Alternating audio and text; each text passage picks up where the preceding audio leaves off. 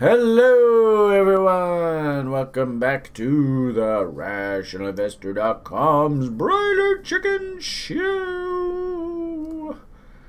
Let's just see if YouTube's going to kick in. Yeah, YouTube just kicked. So that's cool. Happy Sunday morning. Actually, I left off. Gotta sneeze. Hold on.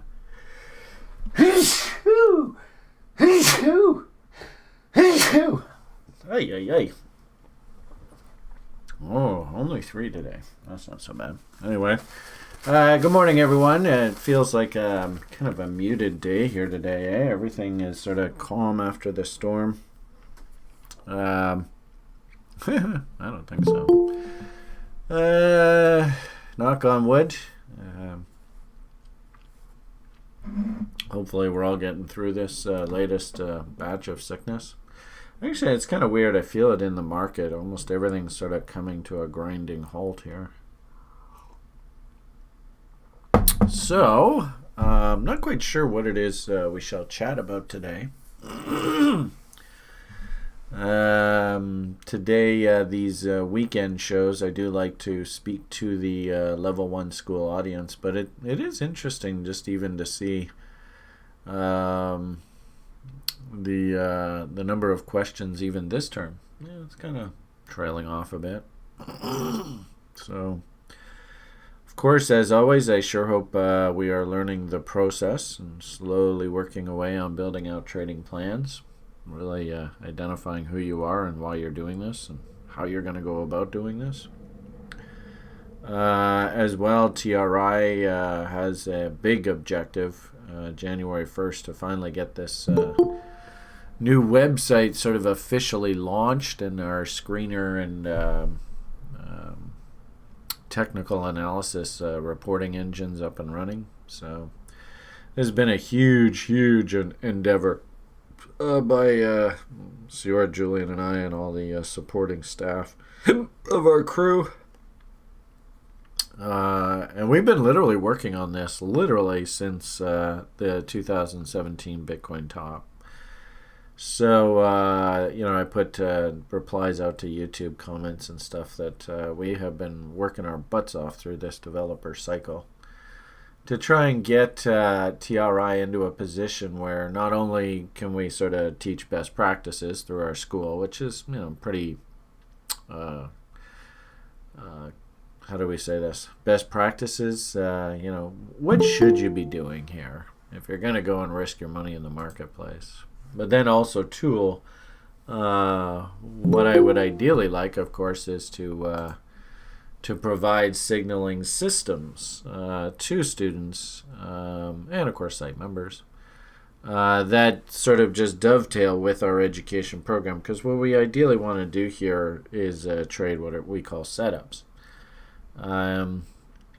Ideally, I think you can make the argument that the market is basically what they call random walk. If you go to any sort of university economics programs, that's sort of what they'll teach you right out of the gate. You can't predict the stock market. It's impossible. I think that there are little windows that, you see, all of you know about oscillators. Actually, level 1ers, I think they... was this week MACD? Actually, I don't know if Kevin's here or not. Is Kevin here?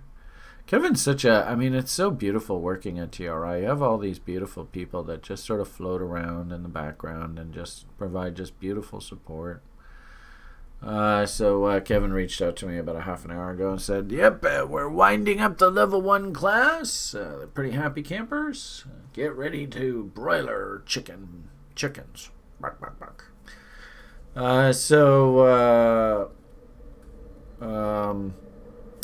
We did have one question coming out of this, so we'll get to that in a bit. As I'd said, and I think this is really a function of these cycles. I know I must sound like such a crackpot, and I'm not surprised there aren't more people in our society talking about this, but it is what it is. But I do see a very interesting sort of coincidence. I don't think it's a coincidence, but the way our economy and our society's acting through this 2020 and all these crazy celestial events. I don't think it's an accident, but unfortunately, I can't figure out how to quantify it. I'm sure maybe hundreds of years down the road, our technology will advance to the point where we can measure this stuff. But right now, it's... I don't know. It's just a funny feeling in the air. The interesting thing is the feeling that I have in the air right now is that we're finally coming to the end of this. You can kind of see our societies are getting exhausted. Hell, I even heard Mr. You-Know-Who actually acknowledge that he could have potentially lost the election. What? No way! Impossible! And you know, we are coming up to all these. We just had a big celestial event. Thank heavens, it's over. In fact, the Jupiter, Earth, Pluto crap that we've been going through here all around this sickness, all those celestial relationships are now over, thank God. We just got one more big hurdle to get through, and that's an event on December 21st, which is the ultimate event. Biggest one since 1623, I think it was. So, you know, once we're on the other side of this event, then we're going to start to go, okay, now what the hell is this new world we're looking at? What's the rules? What's the game plan? And I wouldn't be surprised if that takes a good 6-8 months to sort of clean up. And, you know, through that period, that's probably when you're going to get all your awesome little buying opportunities in the market. I'm a little leery about chasing up markets. And if you guys have been watching these videos long enough, I think you get that message. You're probably best to just wait for some sort of consolidation. And then at least when you get that consolidation, you can frame your risk. All right, well, if we break higher, I'll risk to a break below this recent consolidation. That's kind of trader talk. I don't know how much of this audience actually are traders, to be honest with you. Probably a lot of people that watch these free YouTube videos, kind of more looky-loos, kind of like, you know, this is kind of an odd kind of guy. I'm going to listen to him for a little bit, and let's see if he actually tells me anything that I could actually use. So my super-duper incredible insano, oh my God, cautionary statements to looky-loos, people that are just coming into this space.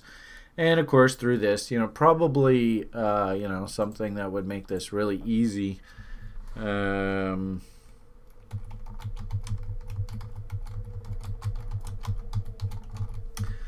really easy for you to understand is, you know, when searches for you know, for Bitcoin start going parabolic straight up, that kind of thing. You have to have the patience and discipline to leave the things alone. Actually, I was kind of hoping that... How do you get the actual images? I thought actually that was going to give me the images. I'm not quite sure how this works. I'm terrible at this kind of stuff. Sorry, everyone. Okay, well, actually, that's not terrible, actually. I was kind of expecting us to be going parabolic here. So, actually, that's not too bad. So, that's kind of good. I don't know what time frame this is. Anyway, point here is, you know, what you really want to do. And this is just, you know, anybody watching this is kind of like... what's quantitative analysis? Well, this is quantitative analysis. Ironically enough, it's just it's following sentiment in this space. You know, are more people coming in, or more people leaving, that kind of stuff. So, you know, this is one of these awesome little tools that, you know, if you just want to simply, you know, hunt the W's, you've heard Brian squawking about W's enough, you're probably good to go. Mind you, this, I don't know whether this is enough data for me to really draw any conclusions. You know, I guess this past 12 months, let's see. Past 5 years, let's see what that looks like. Okay, well, actually, that's not bad. We're probably coming into some sort of spike, but, same sort of thing. Don't chase, Just let things settle down. I mean, if you really want to invest in this stuff, right? I mean, if you're happy-go-lucky fun trader having a blast, well, go do the 100x thing. We have one site member, Colin, who's a member of... that's not a good sign. Oh no, the Prince of Nigeria has caught on to Bitcoin. I suppose that's not a good commentary. But anyway, somebody just mentioned in the hangout, hey, Africa's winning. Speaking of princes of Nigeria, I thought it was funny hearing that Cryptopia. There's actually people who are paying money into some sort of scam fund to try and get in the front of the line to get their claims settled first. So be careful. I mean, Cryptopia, anybody who's new to, Chicks, you're Nigerian? All right, there you go. That's half of those searches are yours. Actually, I used to go to boarding school with a guy back in Eastern Canada, and his family was, these crazy despots. But he was from Nigeria. What the hell was his name? Sharma. Something Sharma. Anyway, now I'm off on 20 different directions. So now I totally sidetracked me with that Nigerian thing. Anyway, point here is not a bad idea to use something like this as a gauge of what the public's sort of thinking. I mean, I would have thought actually in the recent price action that we would have been a bit spikier, so that's not bad. At the same time too, I mean, just off of those October lows, actually I think we had a really great little buy signal there on our screening system. I think it was I didn't think I even put it out publicly. It was just such a beautiful chart. Where the hell is it? No, it's not this one. It's not this one. Oh, and a warning to everybody. I thought this was fascinating. We had a current level tour. I don't know whether this is the chart or not. Current level tour is working through point and figure charting, which I just love, and that's great. I mean, I think if anything, your level tours just get to learn how they did it way back when, in the days of old kind of thing, to really understand how floor traders and stuff handled following 100 different stocks back in the 1920s. But actually, this is actually a really good clarification note. And keep in mind, point and figure, all you level tours. If you like bullish percentage index in the stock market, that's based on point and figure buy and sell signals. And, I haven't looked at a point and figure chart off of stockcharts.com website, but I got to tell you, man, some of their little signaling tools using the point and figure charts, perfect. I mean, really, really awesome stuff. And actually, Johnny Salmon was going on in his recent Down Under report on the Daily Briefs about how much he loves point and figure charts. So you don't necessarily have to use them, but if anything, a robust education program about markets, it's good that you understand how they work. But the point I'm trying to make here is a student reached out to me and asked a question, and he sort of opened up a rabbit hole that actually I didn't even know existed before, and that is, if you have stocks on TradingView, and actually probably a better example would be something like, I don't know, what's a big fat dividend paying stock?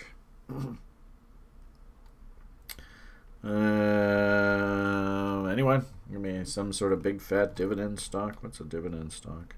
I don't know. We'll do JP Morgan. I don't think JP Morgan works very well though, but it might. Let's see what we got here. And is this corrected? On TradingView, if the stock pays a dividend, then actually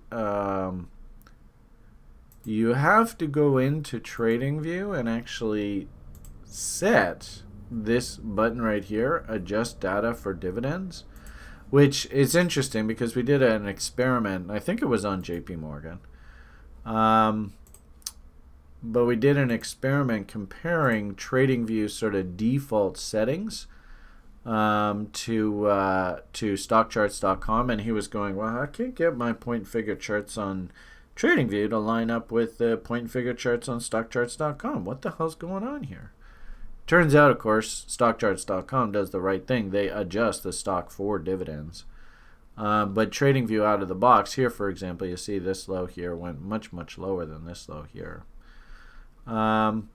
So if you are trading dividend-paying stocks on TradingView platform, to make sure that you're seeing the same thing that everybody else in this crazy world is seeing, and you want to obviously be trading the same levels, you better make sure to click that Adjust Data for Dividends on TradingView. So that's sort of a little aside. It's something that it brought to my attention. I don't even think a lot of people on the site were even aware of that.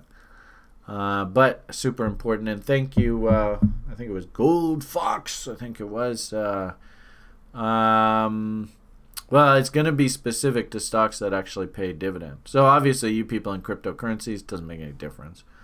But it was something that jumped out at me that's probably pretty important that we acknowledge. What I said to the person who brought this to my attention is, remember, TradingView, this site was built by a whole bunch of computer programmers. And they're totally awesome, and they've done a really, really good job, but they're not traders. And there were a bunch of things, actually, when I first came on this site like 5 years ago, that we had to ask them to slightly change. Just, any TRIers, especially if you trade dividend stocks, I know like Jamie over in UK, you're super bullish of your Exxon. I don't know why, but you are. I think it was Exxon. And their dividend payment. Just make damn sure when you're charting on TradingView that you select that Adjust Stock for Dividends. So I wanted to mention that. Sorry about that, everyone. Okay, so what the hell are we going to talk about today? I loaded up the machine, I turned stuff on, and I was kind of like, Jesus, what the hell do we talk about today? Obviously you guys want to look at the corn. The only problem is we're kind of in like no man's land right now, in my opinion, on the corn. And I kind of think I see the same thing in the stock markets. Actually, maybe that's a better place to start. Where is that page?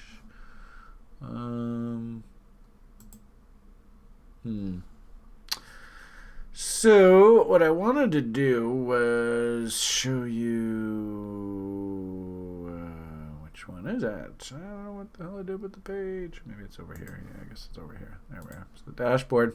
When you I've got a bullish reading out of our breadth indicator in the stock market, and I see a lot of markets that are giving us this signal. Dow Industrials sitting relatively happy. And I love this tool. I mean, the way Sjord's building this out is going to be so powerful. And we even follow, like Binance and Kraken and stuff. Like, how many coins do we follow on Binance right now? There's 216 things here, but keep in mind there's a whole bunch of dupes on each of these. So there's a big whack of names here we're following. It's interesting how the broader sort of junior crypto market's still, though, kind of in malaise. I don't know how accurate that is. Like, we're still building this out, but so what I see is sort of stock market, big kind of stocks, uppy, but junior market, and let's see if his little Kraken things looks the same. That was Binance we just looked at. Where is Kraken? Release the Kraken. I think he follows even more over here. Whoops, did I just go by it? There it is, Kraken. Oh, that's good. That's looking a lot better. I wonder if it's just Binance. That's maybe the data's corrupt. So he's following 235 names over here. You just pull up any one of these charts, and I see a whole bunch like this. But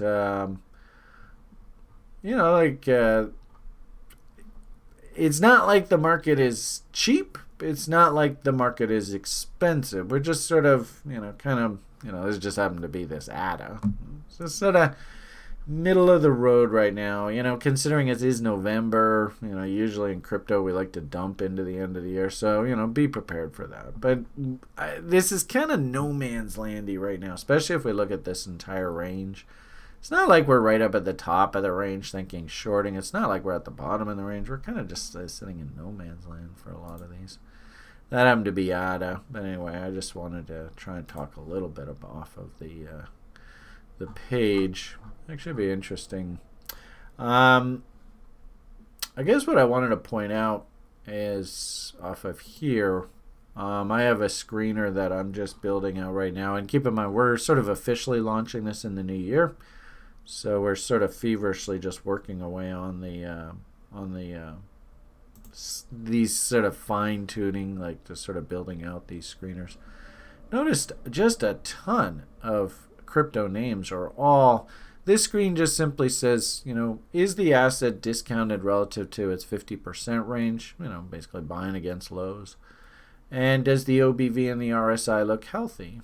And it's quite remarkable. And, this we don't have up. I probably will put something like this up on the free screen. But just even if we go back to the free screens, if you do like the 30-day trial while we're still in beta mode, we just have these defaulted here. And there's some interesting looking little momentum plays coming in here. Some I don't know the fundamental story behind these, but it might be worth just taking a quick boo at names like this. I mean, you can see them; they're all trying to bottom, especially out of this NEBL. Like I said, I don't know the story, but you can see bottom end of the range. Is it Wing out? If there's some volume or something coming in to confirm this, that wouldn't be a half decent signal. A half decent, half bad. But I guess what I wanted to say there was what I was really impressed with this 52-week range kind of thing. I mean, just tons of names coming up. All just sort of sitting there waiting. You can see it. Like, look at this little one, BNB SWRV. Somebody's coming in hard here. You can see the bottom. And this thing's got a long way to go if it wants to get its act together. Look at this little cutie right here, Wing BTC. Whoa, look at that volume breakout, BEL. So, this is the huge selling feature of this kind of platform is it's a really simple screen. It just says something like, show me all the names that have good, internal momentum. And are sitting down at the bottom end of the range, and then you just come along and it's sort of like a really cool little shopping list. Hey, what does Wing do? Go get to know the insiders, find out about the story. If you like the story, well, you can start, maybe nanny nibbling, maybe pull up your chart, apply your setups that you like, and get to work. So I really like how this just presents just a nice little shopping list for our members on a daily basis. So I think probably what's going to happen here is probably going to have like maybe even like a weekly little half-hour show just reviewing all the signals, because there's so many signals coming in here, which is good. I mean, that means that if the whole day market was at the top of the range and momentum was looking crappy, it would be like, oh boy, look at all these bearish signals. Well, we're getting names that look actually relatively attractive. I mean, again, I don't know the fundamentals, but, this is a kind of name where, all right, they've washed this thing out. You can see the divs coming in on the momentum indicators. Maybe wait for a nice W. You can see the volume looks relatively attractive here. There's just so many names that look like this. I think I was just going through. Here's good old Romano. You can see Romano's trying to put in a div here. Hasn't quite fired yet, but same sort of thing. I don't know what Romano's up to these days, but is it worth maybe keeping an eye on this guy? Look at that OBV.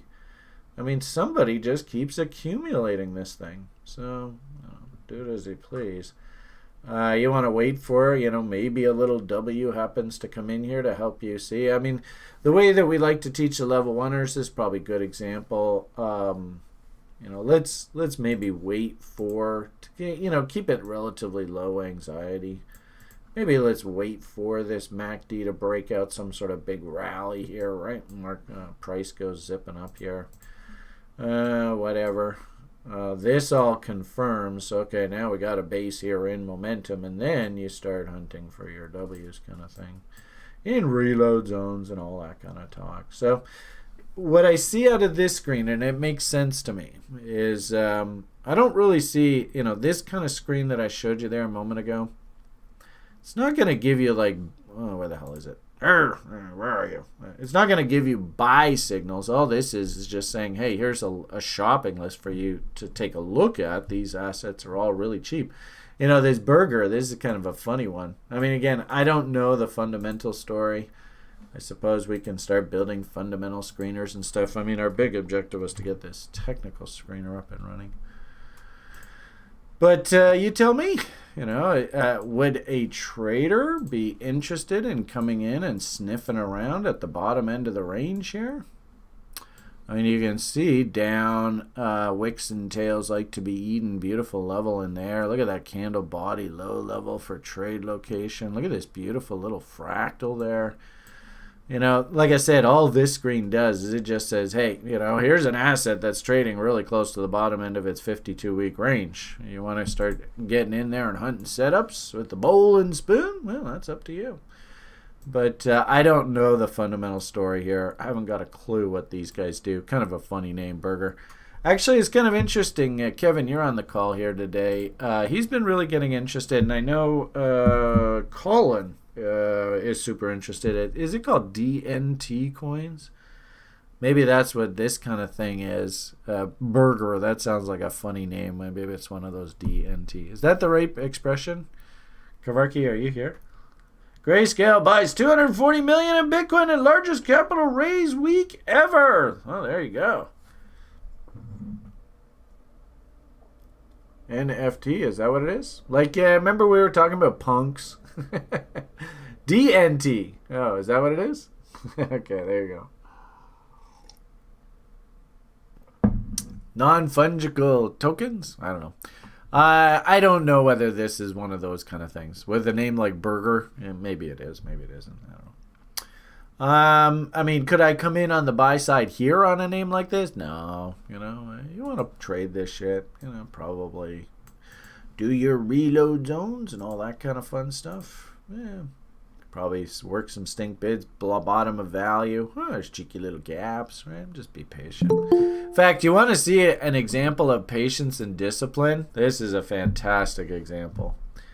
I want to start, well, not start, but sort of buy all my bags back in the crypto space that I blew out through 2016, 2017. And Ubik was a good example of that. But, Brian's a cheap ass. So, and I'm not allowed to chase. So I have to just sit there, work my orders at my levels, and do absolutely nothing and just wait. And I thought this was hilarious. I finally got my fill on Ubik. I may not want it, who knows. But I saw this original bottom, W bottom breakout, and I was like, you know what? I'm just going to throw my bid in down at these levels. And the sons of bitches, they brought it back down. They did not want to give me a fill. This was their summer pump, right? And this is where the guys who, manipulate these cryptocurrencies and shit, this is where this was their trade. But I was like, you know what? I want to own this thing off of the low, so I'll just throw my order in there and just let it work. So Merry Christmas, I got a fill here. So that's the art. And interestingly enough, I actually kind of like buying in this space. This is sort of like the Ethereum. I got the impression that Ubik actually did some sort of DeFi announcement or something like that. So I have a feeling there's some sort of DeFi spin on this. But I actually look at a lot of these DeFi names, and they're looking kind of interesting. I went, I think I've talked about this publicly. I kind of like Chico's research on this. He seems to be pretty jazzed about it. I don't know whether I actually have a really solid bottom yet. You can see buying interest. There's not really that much interest here. This, if anything, this is classic tax loss selling. You're just going to drip, drip, drip, drip, drip, drip, drip. Then they'll announce, hey, we're doing this project, and all of a sudden the buyers will come pouring back in. But as you can see right now, there's no hurry here. But, we are in reload zones, and I want to have some of this, so I just put myself on a dollar cost averaging plan now, and so I am accumulating on levels. And I got filled on my first order. I've got like 3 different levels here that I'm working bid, so we'll see how it goes. Only time will tell. No real technical bottom, but, kind of like that UBIC chart. This stuff's at the bottom end of the range now, so now is actually when I have to start getting interested. Of course, when the public is not interested whatsoever. When the market's racing higher and markets are up at all-time highs and all that kind of stuff, that's when the public's interested. That's when people are all having a lot of fun on social media talking about Lambos and all that. But those kind of environments, that's terrible time to invest. I hate to say it, but that's kind of like Bitcoin right now. This is a horrible place to invest your hard-earned money. And you want the perfect analogy of how horrible this is? There are politicians coming out publicly and saying, buy Bitcoin. What the fuck? I was, through the mania, this is what's going to happen. And, maybe over the next 6 months, the politician looks very smart and, very austere and, you're so working on the public's best interest, blah, blah, blah. But I don't buy it. I think it's a load of horse shit. This stinks like yesterday's fucking garbage. So somebody, and of course Dav posted something on this. I think I just retweeted his tweet or something like that. Yeah, here it is. So this kind of stuff, this is classic circle jerk. This is exactly what one would expect at tops of markets. Could the price of Bitcoin go parabolic here? It might. But is that a good investment window? I don't know. But this kind of stuff, this is bad. Bad. I don't like this at all. The irony of capitalism, everybody, is you want to make money from trading, buy your Lambos, all that kind of talk, right? And actually ooh, look at, I'm rich, I'm the man. When you had to buy when everybody was shitting their pants, or fucking Kevin was in there buying his 88.6. I mean, that's when you have to buy this kind of stuff down there, kind of like what I'm doing on UBIC, that fill that I showed you at the bottom end of its range. So when I start seeing, politicians who can't trade their way out of a fucking paper bag, they come out and they start saying, yeah, I think Bitcoin's a good investment. Oh, God, that's got disaster written all over it. I don't know. Anyway, that's just my rhetoric. Sorry, everybody. I don't like the smell of this at all. At the end of the day, when you think about what the hell Bitcoin is, right? You can get wrapped up in the how do you call it? The emotional question about sort of the future of fiat currency. You can get wrapped up in that conversation, and that's cool.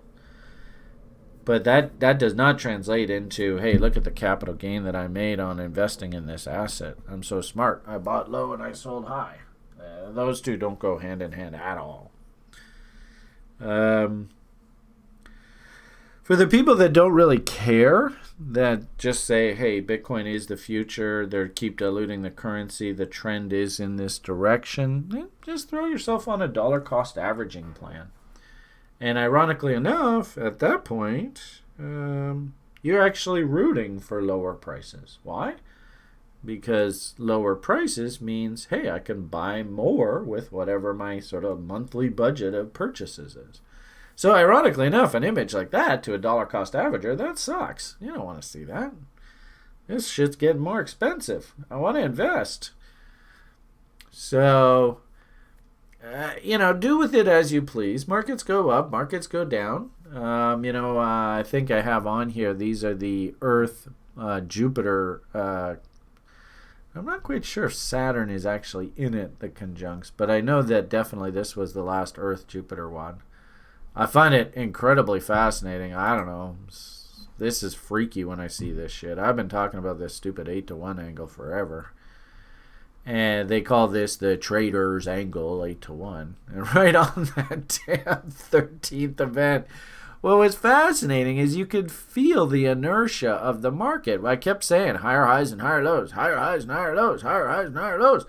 It just, the inertia, you could just feel like it's like the tide. The tide, it just kept pushing higher, higher, higher.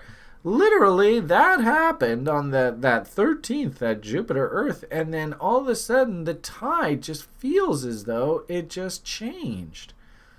I don't know. Crazy, Brian. I will say, though, that, and I kind of put this out to the public. I mean, if you want to, I'm a trader, I trade. Put your opinions about what the value of this shit is away. And unfortunately, you just got to trade levels. I don't know whether there's a lot of people in this space. I started the video off today. I don't think there's a lot of people in this space that actually are like that. They don't really want to be sort of the leveraged short-term trader. They just want to be invested in a good asset that's going to protect themselves, and that it's good fundamental story. I guess the way I would still look at this market, very unpopular, but I would still look at this market. Actually, this probably isn't the best one to do. I would still look at this market, if I can ever get there, as a trading range. It's one hell of a range. So top end of the range, in and around 20 G's. Bottom end of the range, around 3,000 or 4,000. Because Bitcoin does have this sort of built-in rising cost of production model, the great part about it is, ironically enough, when I started in 2014, it was the same thing. That, ironically enough, this is actually basically a rise-only market if you can try and force yourself to buy in and around the cost of production. What usually happens with this asset, I've seen this over my lifetime in this space, is the cost, the sort of the on chain stuff. It does something like this, right? And the key here, again, are you here to trade or are you just to invest in? I mean, it's a rise only market. It's got a rising cost of production. It's built into the system. Should everybody own a little bit of this? It seems logical to me. It's a rise-only market. This is slam dunk investing. The problem here is you don't want to be investing when we're a million miles away from that cost of production, because then you have to go through this shit. That's really what I see here with this Bitcoin story. So, I think we have one site member, especially people in the public that have never seen this before. We have one site member who really follows the sort of nuts and bolts of the mining industry, which I think is, if you want to understand the value of this asset, you really have to get to know the miners. And that's this kind of conversation. When we get down into these levels, and the funny thing about this, right, is that every single generation, there's these lines go lower and lower and lower and lower. So at this point, right, we were still talking about S15s or 13s or 9s or whatever. So ironically enough, as time goes by, I wouldn't even be surprised if there's some sort of mathematical relationship that you can figure out that sort of tells you that there's an age of this line here, and at some point it will go offline. But when we get to a certain ratio of that relationship to like sort of the industry standard, there's some sort of premium that gets built into price. I'm not quite sure. It's just sort of talking on my butt. I was watching, and I don't even know if this is relevant, but I was watching... what's his name? Willy Woo? Something like that. Anyway, he does a whole bunch of the on-chain analysis stuff. And I guess what I'm seeing now is more of that emotional accumulation. We all know there's one big-ass fucking event coming up here December 21st. I mean, it's coming. Actually, there's a really cool image that he had in that video. Let's see if I can find it, because I think this is exactly all you sort of market timers. This is what you want to see. So let's see if I can find it. Here it is.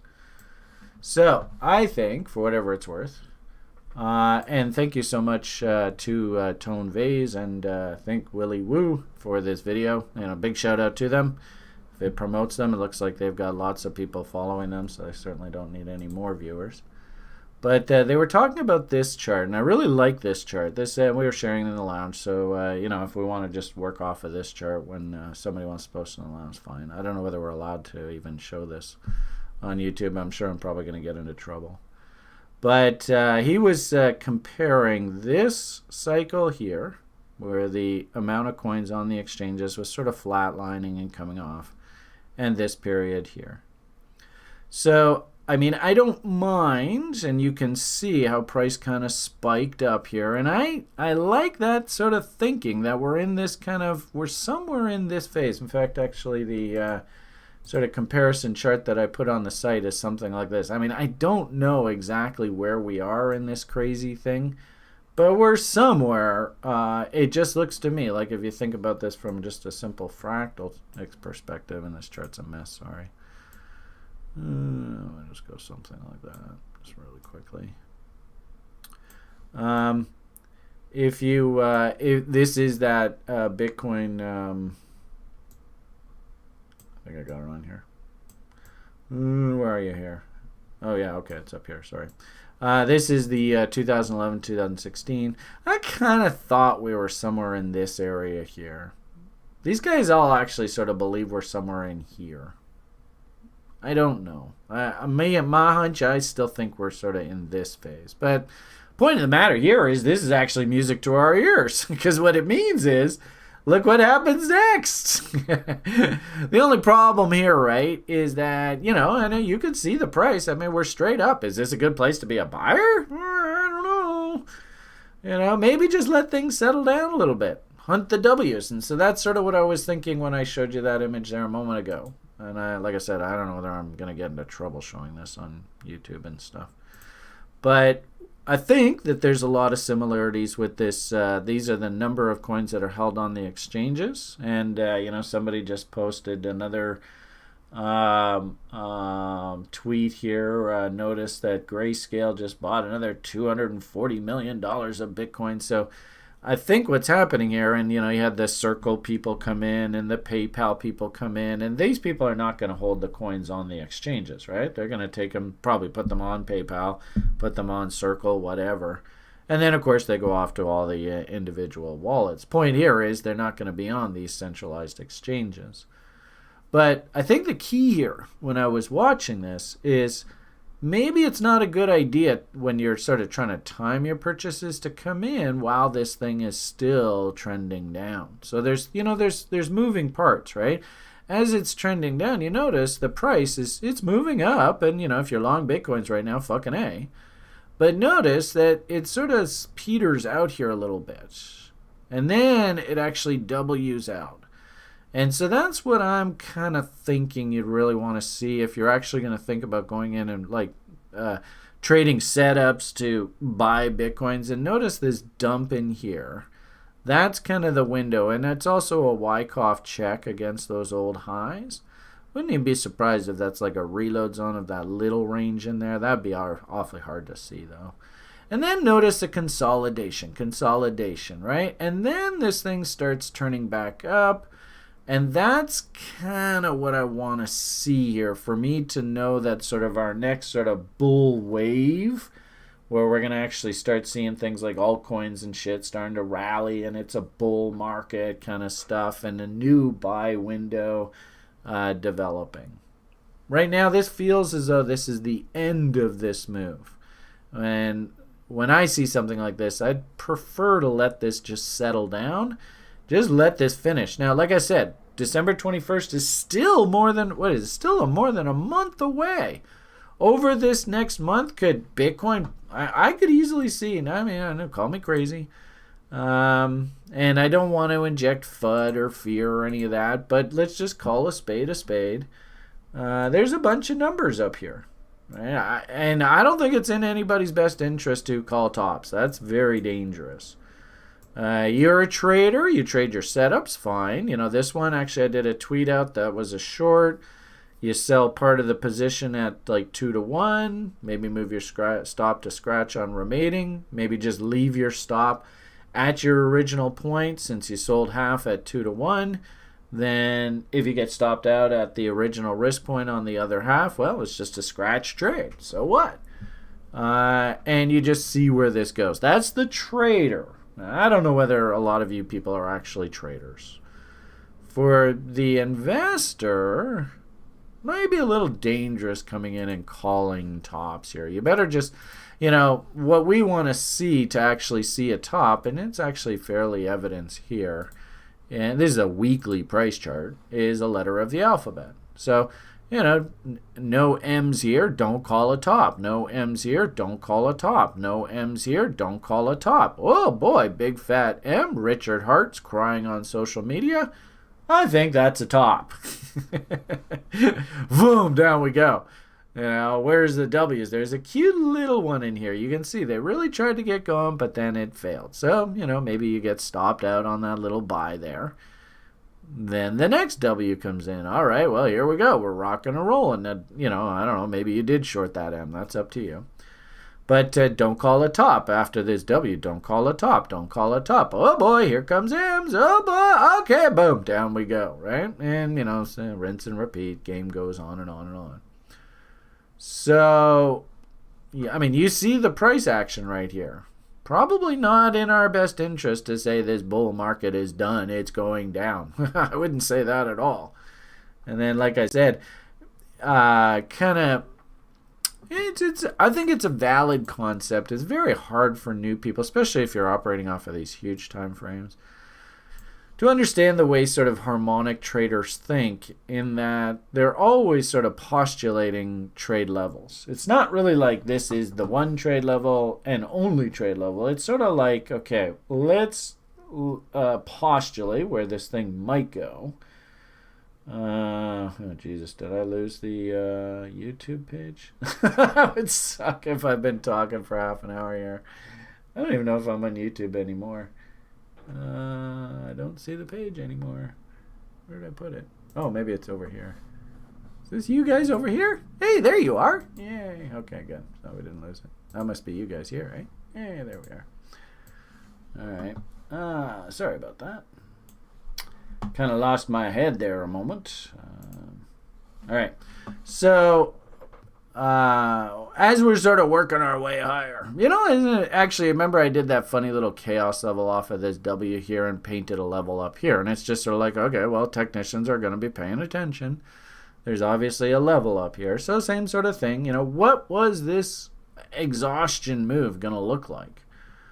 I think I've joked with you guys. I have never actually heard anybody actually define this pattern before, but I've seen this so many times in my career. It's an odd pattern. And hearing politicians come out and say Bitcoin's a good investment here, if anything, that almost validates, oh, fuck, this has got to be it.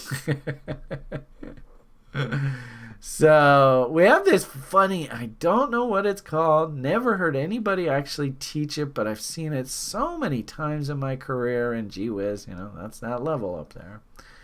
I don't know if this is it. Impossible to say. Wouldn't call a top until the top actually is in. This also, too, was that big weekly Gartley pattern that I've been following forever. The only issue with this Gartley is I've had a lot of site members, and I like this, right? Because this is in essence how technicians work, is you throw ideas out there, and it's like, okay, well, what's your statistical model say? What do your statistical models say? And it's not like anybody's right or wrong. We're all trying to work together to try and find levels. So I've been thinking Gartley here for quite some time. The only problem is a lot of my harmonic guys are like 65%, Brian. That's a little bit high for Mr. Gartley. I suppose actually if we change this to a line chart, I think the numbers actually look a little crisper. So, this is where we get into the nuance of trading. I'm not necessarily saying one So 68. Oh, that's the, oh, wait a minute. I'm sorry. Down here. Oh, yeah. Typical trading view. It'll select every single tool but the one that I want. Come on. Look at this. Every single one. There we go. All right. So that's 52%. That's not a very good number. If anything, that's probably bad, right?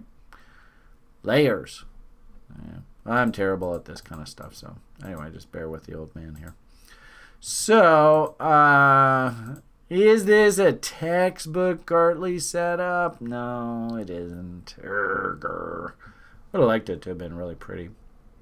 Really, I guess the way that I would see here now is what I'd like to see for me to tell me that this is a divergence. And actually, we had a site member right through this event, and he posted this, and I was so proud of him because it basically is everything that we teach.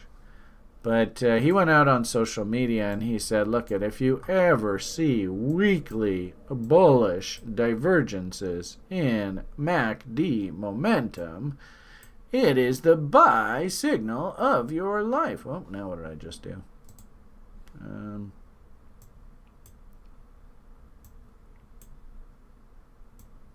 So that occurred, and I remember this specifically. Jonathan, great guy. Talked to him still on Twitter and stuff. That was right through there. So ironically enough, this is actually where, right in that window right there, where you should have been getting like, oh my God, that's crazy ass bullish. The weekly price chart. That's down there. I mean, remember, there were guys that were calling for like $1,000 on Bitcoin at this point. Everybody was bearish. It was just ridiculous.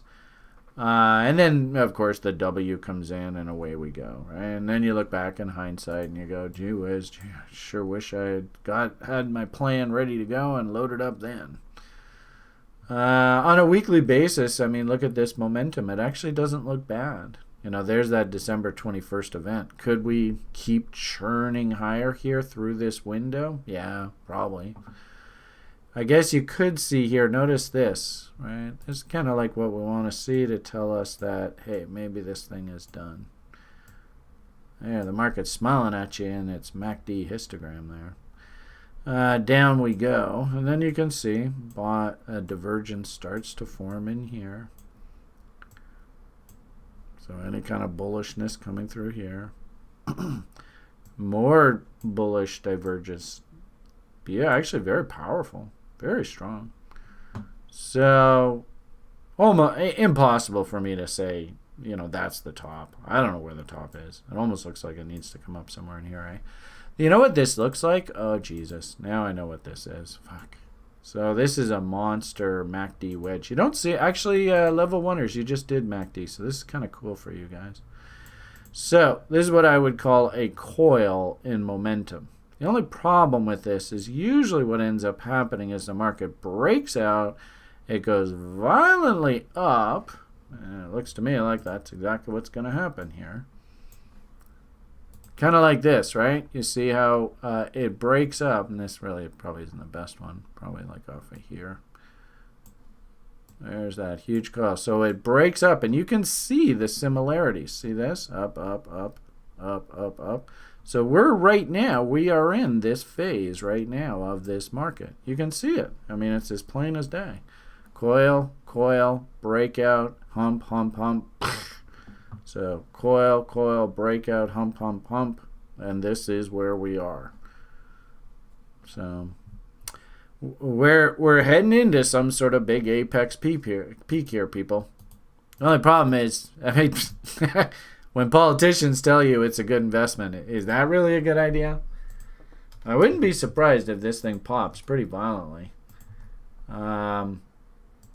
Little surprised at, you know, to be honest with you, very surprised at the gold's lack of performance in here. I would have expected gold to do a lot better into this big event. But I, you know, honestly, I do get the impression that the market itself is kind of like, you know, gold's a 20th story. A Bitcoin digital gold is our 21st century. Who knows?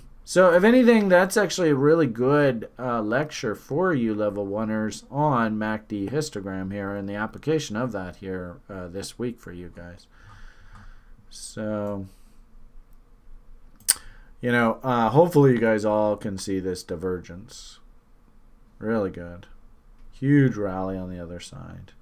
Coming in on the buy side here, very, very dangerous. And like I said, you really want to get good at this, timing markets and shit. This is what you really want to see. All right, so you want to see that huge lower lows in price, higher highs in MACD, breakout, W following the breakout. And of course, that was in a reload zone. What a cliche.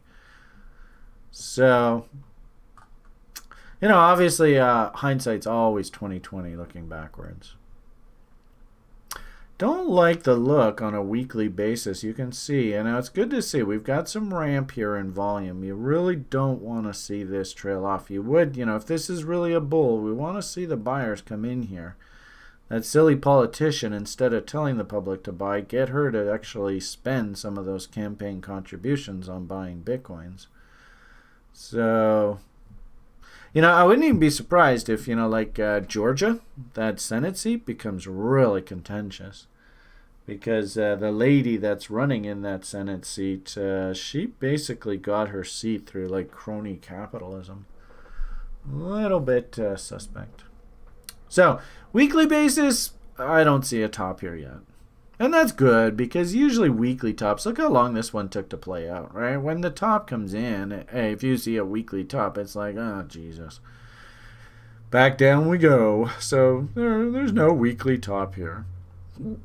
Daily top, maybe. We're getting close.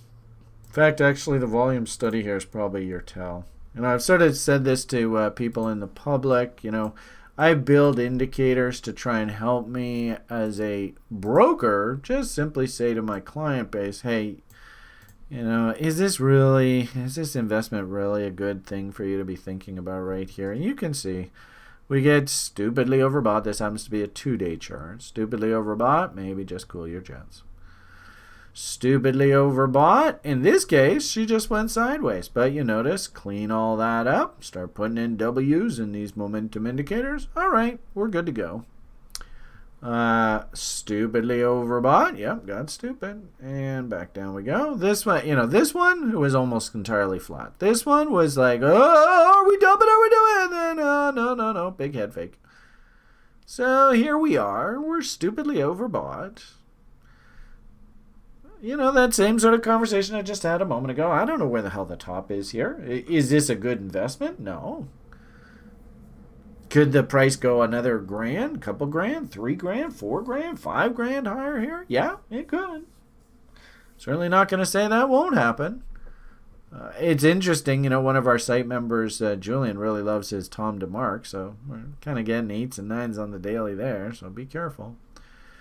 Anybody who's studied RSI momentum indicators, if you have an RSI reading, and this is just the default out of the box, this isn't even a sped up one, this is just out of the box, going into divergence, it's a potential divergence right now. This divergence will confirm when we break that level. And actually, this will be an interesting quiz. So actually, it's time to check in on YouTube. Let's see if anybody's over there. 91 people. Well, that's not so bad. Of you 91 people, we got 92 downvotes. How does that work? Just kidding. All right, what are you guys over there going on about? I haven't looked at this. I don't know if she was really saying buy Bitcoin, bro. She just said she liked it. Okay, well, maybe she did. The fact that politicians are coming on TV saying, hey, this Bitcoin's good. That, to me, sends a dangerous, dangerous message. We've gone up 1K a week for 6 straight weeks. Be careful, fam. Yeah, price is going parabolic here, so there you go. Oh, Lord, Canadians talking U.S. politics. Well, I don't know what the hell I am. I spent many years living down in the States, but really, to be perfectly honest with you, and this is going to piss off all you Americans, I think, especially if you're trying to lead like 400 million people, you got to be a good fucking demonstrator of best practices. You got to be a leader. You have to lead people. Lead through example. Lead through good practices. That's the biggest problem that I have. So it's a question of quality of leadership. So anyway, that's here nor there. So back to my quiz. Let's get back to the quiz. Let's see if anybody can answer the quiz question.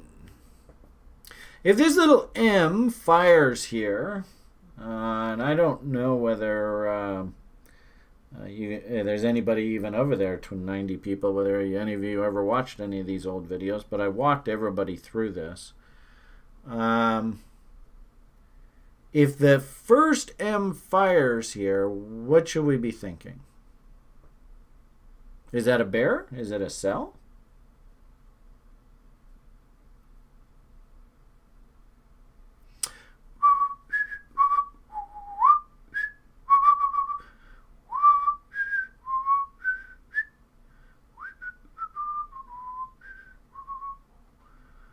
Okay, good. I mean, the point here is, and we like to use this is a 2-day chart. I don't know whether it's relevant off the dailies, but, the general message is the same. The way I would interpret this is, you can see the bull sort of came alive here. There's some W's all coming in here, all through this. I think probably your sort of bull trade is probably that W. And I think we used to do like this. The first one, yellow. The second one, I think we did like teal or something. And I always like it when that second W comes through the 50 line. Oh my God, that's so sexy. That's really, I think, your trade signal if you use RSI. And then the third signal is up here. This is the trap. Right? And I think we still like to color this purple. So these guys, unfortunately, that came in up here, they often get wiped out. So, 1, 2, 3. So here we are. We haven't broken down yet. What they're just doing right now is they're fucking with the late buyers. I think that makes sense.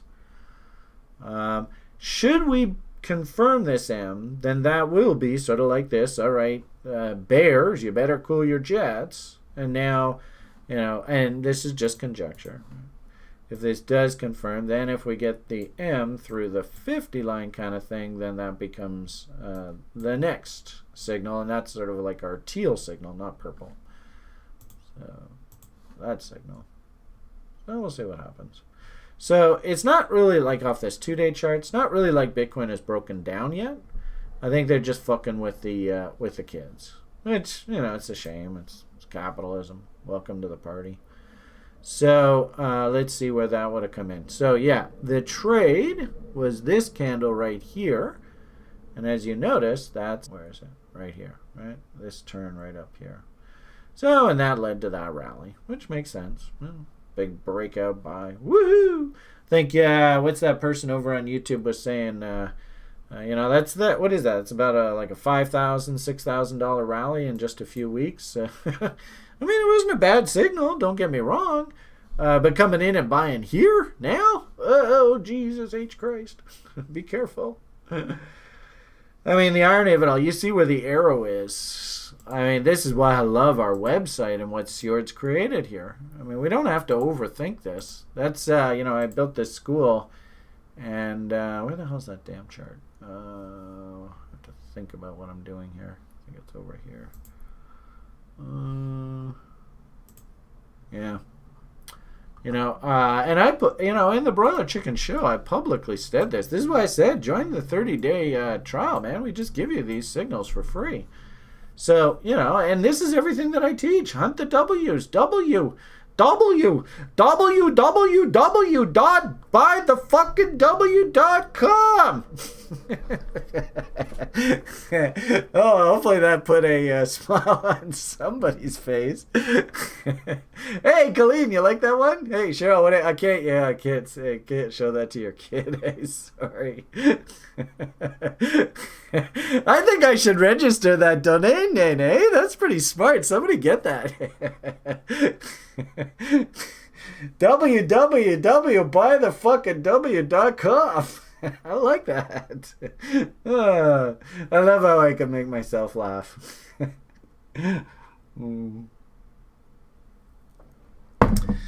Fucking madman. I gotta show that. That's awesome. Unfortunately, can't really sell a lot of Tide laundry detergent with those kind of sound bites, though, eh? Oh, goodness. So, I mean, look at that chart. Do you see W's? I mean, you tell me. I don't see a lot of W's. What's Willie look like? Is Willie... I mean, Willie's happy. Willie's having a fucking orgy. The brokers are really enjoying themselves. I'll tell you that much. I remember back in the 90s bull market, there was a guy I used to follow on public broadcasting, Paul Kangas. I think his name was Paul Kangas. And when the bull market kicked in and the volumes just took off there in the early 90s, he was like, oh, to be a broker again. Sure miss those days. So, I think the brokers, they're having a great time. Hey, fucking, we got politicians telling you to call up your broker and buy Bitcoin. So, I think the brokers are having a great time here. And Willie has a testament. That's a perfect tool to sort of tell you what the brokerage community, those phones are ringing off the hook right now, folks. I'll tell you. And I mean, think about it in a simple. Show me a picture. Somebody asked me a question there in the Hangout. Can you post a picture? Rush Slowly. Hello, Rush Slowly. Cool name. Buythefuckingw.com. I think I found my soundbite for the day. Okay. So, I think I showed an image. Was that image that I showed you of coins that are on the exchange and coins that are off the exchange? Was that one? Oh. Anyway, I mean, it is what it is. As I showed you, I actually think traders are actually short right now. I mean, you don't want to hear that. Sorry. I think it's probably, if I did want to trade Bitcoins, I'd probably be hunting for, maybe about 14 Gs or so. Good old Gann angle. And I guess when I look at this image, I always like to think market symmetry. That's sort of my default. The market, think of like, what's the term I'm looking for? Like a maple leaf. Right? In nature. How would price want to act? If price was just left to its own devices, how would it want to act? Yeah, fractal. So, looking at this kind of image, I see that kind of maple leaf. So, by default, doesn't necessarily mean it's going to happen, but by default, it's kind of what I want to sort of lay on my charts as, if price just acted the way it wanted to act, what might price look like? Something along those lines. And, again, interesting how that's planetary conjunct. So there is, you might think of that as sort of the left-hand side of the maple leaf. And all I'm going to do is I'm just going to flip it around. I could go like that. So now it's basically exact opposite. And I'm just going to overlay it. So I get something that looks like that. So, if we are going to fractal out, you've probably seen me do this before. It's long overdue. I should get off my ass and work on market symmetry models for the modules for the school. But, if we were fractaling out, I think price action looks something like that. So let's keep an eye. Let's sort of see how this plays out. Obviously, history doesn't repeat itself, but it often rhymes. So let's, if anything, I'll leave that on the screen, just see what it looks like over time. Yeah, we'll just put that in the background. So lower time frame players, I could understand them working shorts. And if I wanted to buy, wicks and tails like to be eaten, reload zones. This profile here looks very disturbing. Something doesn't look right about this. But usually what ends up happening with these profiles is this would be called, let's see, actually this might be a good question.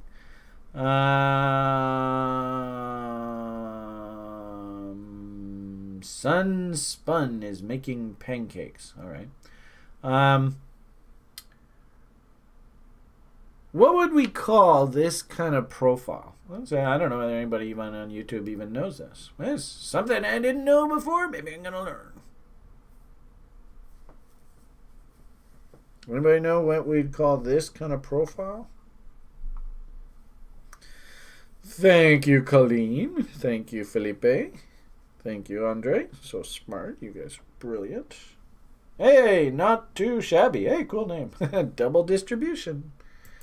So what that means is, and people, I'll try and keep this as clean as possible. But what this really means is that there's actually like two profiles at work here. So I think the profile actually looks something along the lines like this. If this was, I don't know, oh God, I don't know how to say this without getting myself in trouble. Use your imagination.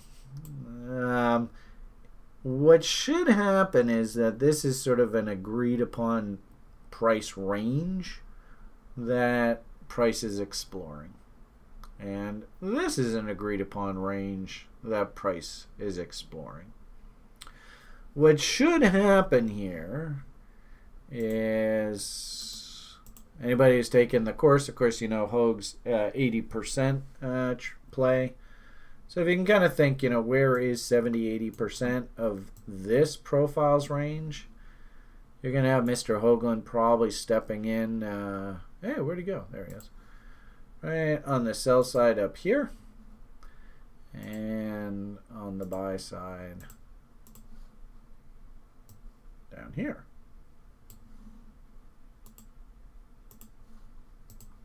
So I think that's what's going on right now is, this is the bottom end of the range, these tails. Remember we said wicks and tails like to be eaten, blah, blah, blah. Rallied up top, extension levels. That's a classic 113 extension level. Harmonic traders love that level. I think we had some other levels, chaos levels, all that kind of fun stuff. So Gann angles, you got a level here. Right? They look at their momentum indicators. They're all rolling over, going into divergence. Then you start getting, like 30-minute. We had the most beautiful little M top up here. I mean, it was just such a cliche setup. It was ridiculous. So, if this really was a bull, you would have seen more buyers come in here, and the profile would have just continued to fill out. But you notice when we get up here, not that many buyers. So market works its way back down. We're coming back down into value. We should probably stop at the POC. So, this level here, this battle range, this is actually where most of the public is either long or short. So, what should happen, right, is we should bang against the POC here, and there should be a fight. And the people that are either long or short, if they're long and they decided, I'm out, then we won't hold the POC. And 80% rule says we should probably come down and trade down to the low of value of this particular profile. And you see, that's a reload zone. So big surprise, we come down, wicks and tails like to be eaten, candle body lows. Brian's always talking about trade location. What do you think the odds are? There's some buy orders in here. I'd say probably pretty good. And against the Gann angle, reload zones. Mountain Man, right? There's another level in there. So what should happen here is if price does come back down and loses the POC, then this all starts getting filled in. But 80% level, remember, there wasn't really that much interest in doing business here. So if there's still a bunch of buy orders, then what'll happen is the market will dip into here, and then it'll come back up, and it'll trade back to the POC. And of course, if we do things like 50% rules, if this happens to be the bottom, that's probably just going to be a revisit of just a very normal technical range. That wouldn't surprise me. And actually interesting how our market symmetry, right? Dip into these levels. I don't know whether you can see that or not. Against candle body lows, it gets jackknifed back up, right? That will basically generate all the volume to fill the profile in. Now, the issue here ultimately is...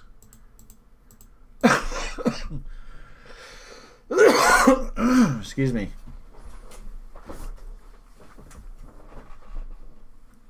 Does Mr. Hoagland and his crew come in with enough buying pressure down in here to stop the market at value low and actually keep it in this range?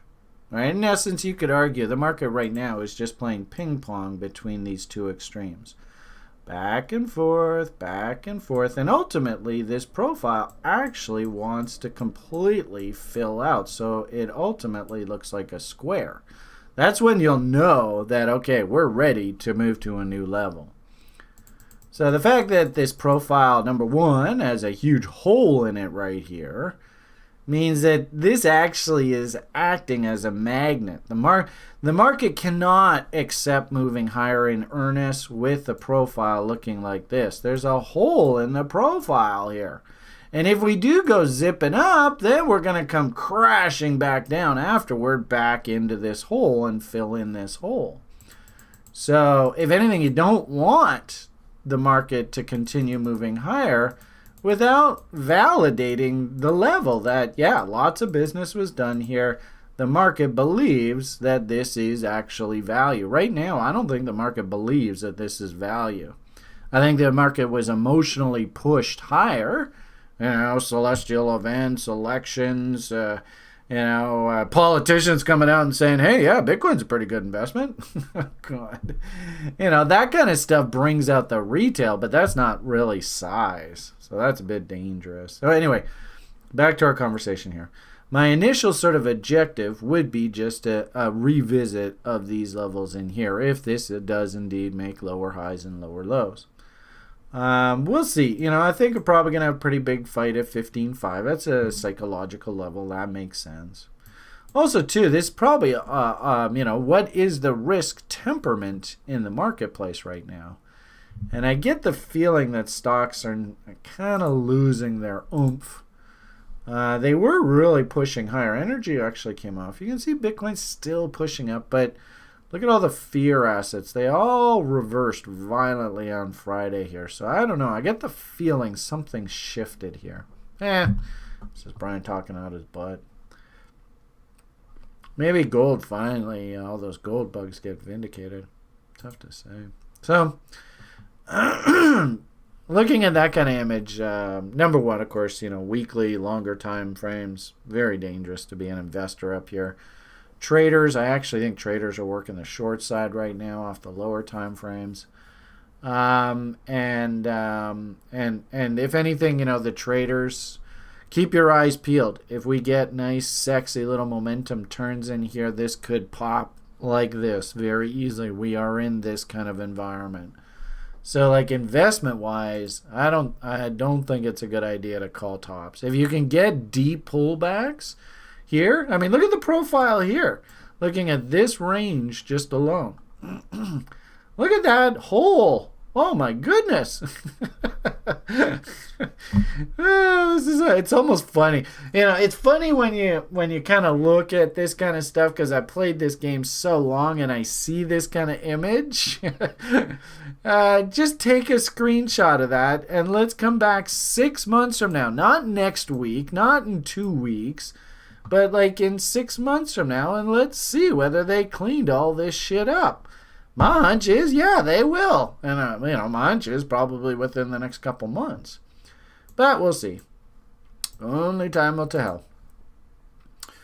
Oh man, I don't. Okay, let's. There was a question from today. What do you think, guys? Did I do a half decent job giving sort of lower time, medium time frame, higher time frame perspective on the corn here? Let's ask you guys in the hangout because you'll at least give me a clear answer. Okay, yeah, you feel like it? Okay, good. All right. And really, I would like to see more level. Are there any level ones in the hangout here today? I mean, all you vets, it's so awesome to hang out with you guys, but I've already sold you the peanut butter. You've already eaten it. I am! All right, Ming. Oh, Ming, I didn't know you were in level 1. You act like you're so much more further along. Oh, Rush. Cool. Okay, cool. We do have a couple of people here. Awesome.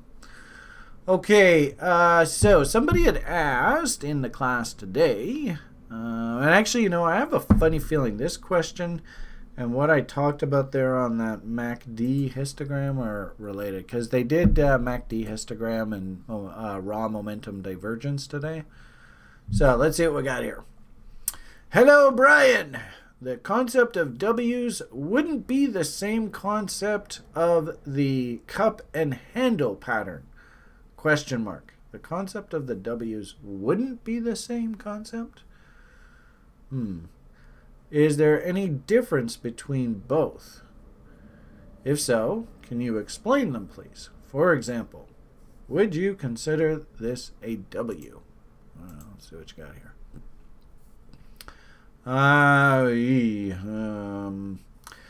I actually, what you just did in class today, hopefully you can see beautiful MACD bullish divergence right there. So that's kind of cool. Beautiful Willy divergence there.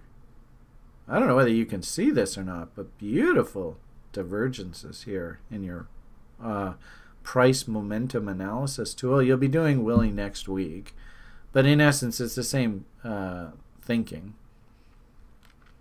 Would I consider this a W? So we went down, we went up.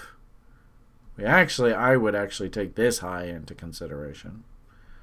We then came back down. Be interesting to see what this price action did. It open up and go down and then go up? Or did it open up, go higher, and then come down? I have a feeling it probably opened up, went higher, and then came down. And then we consolidated and then broke higher. I would not consider that a W. W looks more like this, right? Down, up, down. Are we going to break out? No. Right? And you could even argue this is up, down, up. Are we going to break down and M out? No, we went up and then break down, M. So no, I would not call this a W. What I would say, and what is this? Oh, shit, perp. And actually, you see a lot of this on these alts. A lot of these DeFi names look exactly the same as this. So that does make sense. But what I would say is it's short-term bullish, what you're seeing. So that's okay. Would I call it a W? Not really. Where are we here? So here's your DeFi perp. What a letter of the alphabet does that look like? Down, up.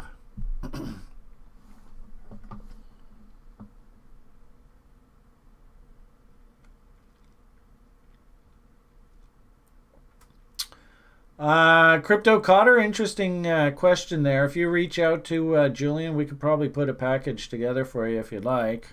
If you could just write an email, support@therationalinvestor.com, and just literally cut and paste exactly what you just said there, we could probably work something out for you.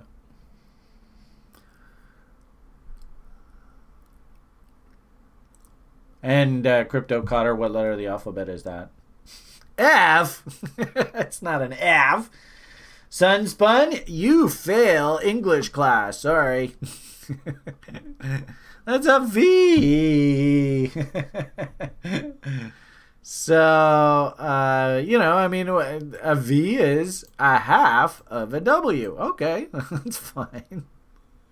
But it's a V, right?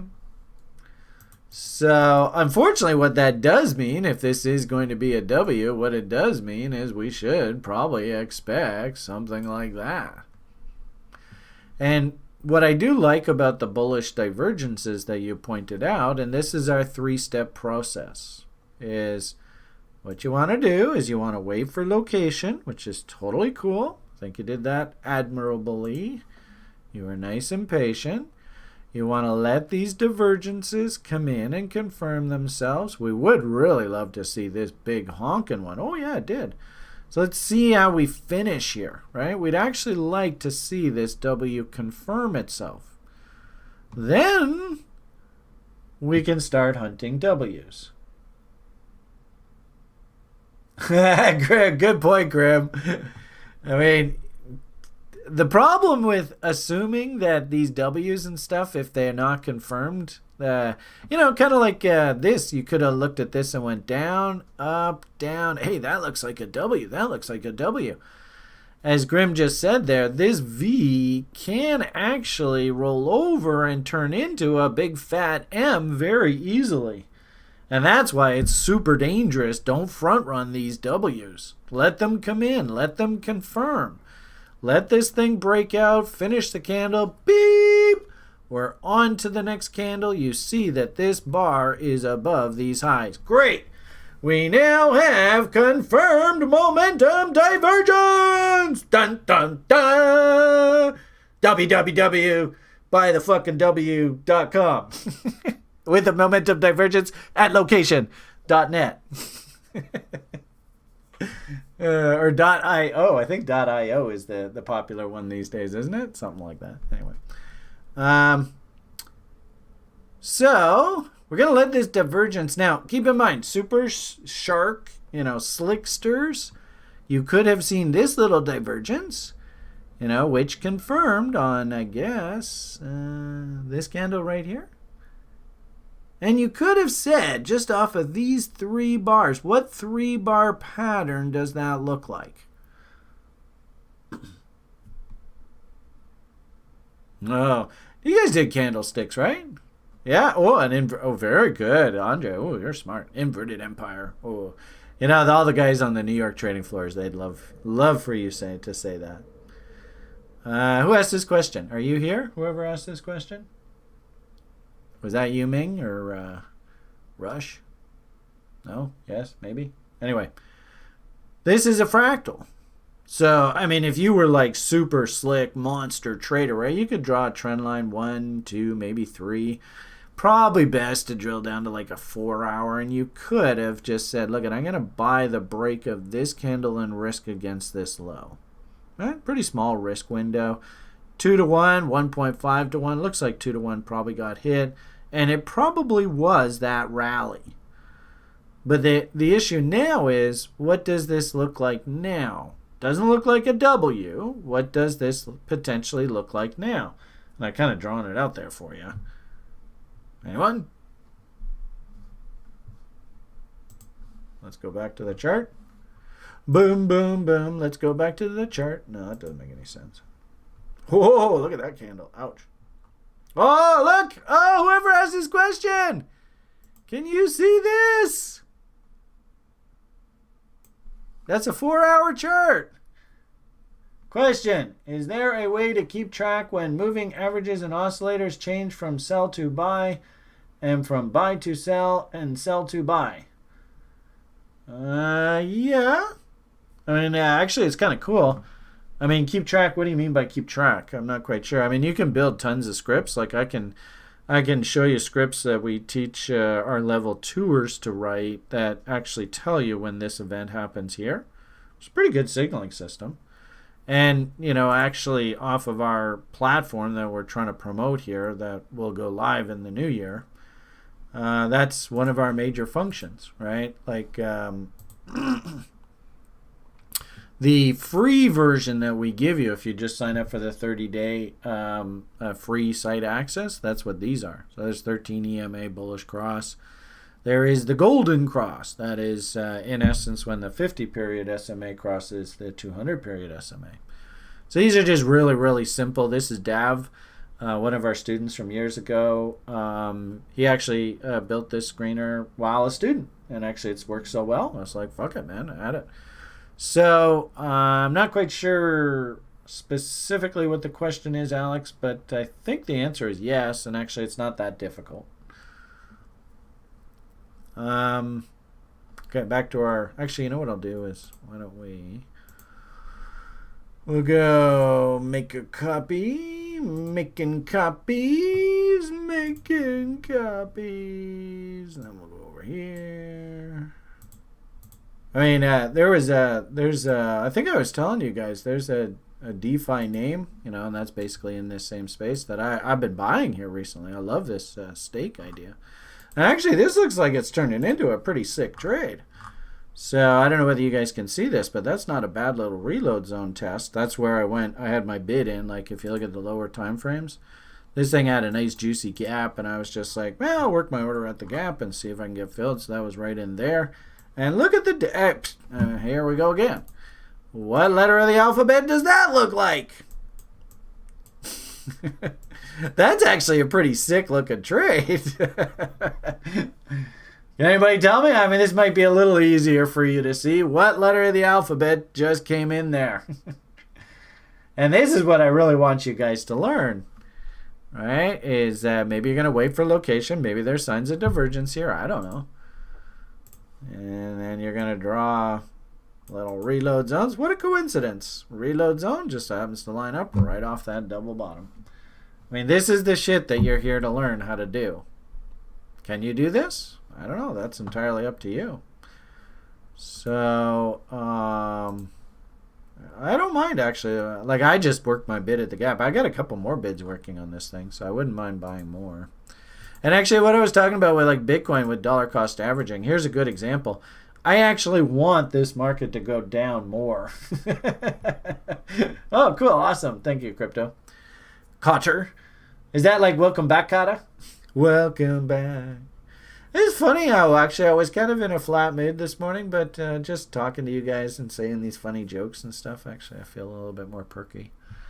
You are aging yourself. Yeah, I know. Holy moly. I used to watch that when it was live on TV. It was like, oh, the big Welcome Back Carter episode's coming up. New one. Remember, those are the days that everybody loved Archie Bunker. I don't know if you guys even know who Archie Bunker is. Vinny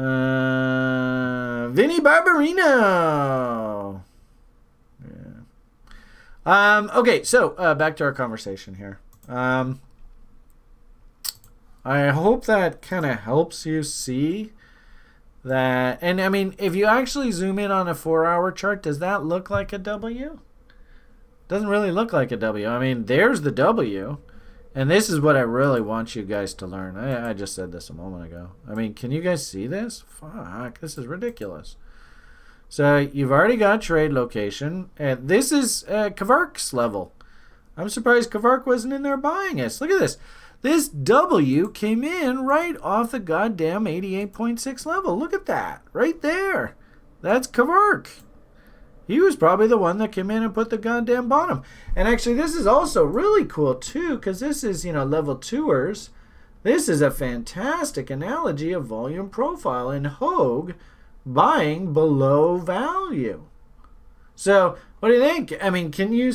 you people over on YouTube, can you... this Sunspun guy, are you starting to see the repetition here? Do you see how I just keep saying the same things over and over and over and over? How about